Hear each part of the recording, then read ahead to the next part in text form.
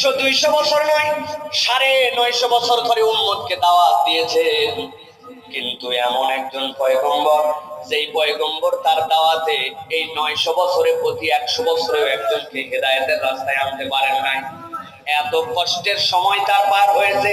পার হওয়ার পরে আল্লাহ রাব্বুল আমিন এই পয়গম্বরকে কতগুলা কথা বলিয়েছিলেন, আল্লাহ কোরআনে সেইটা উল্লেখ করেছেন।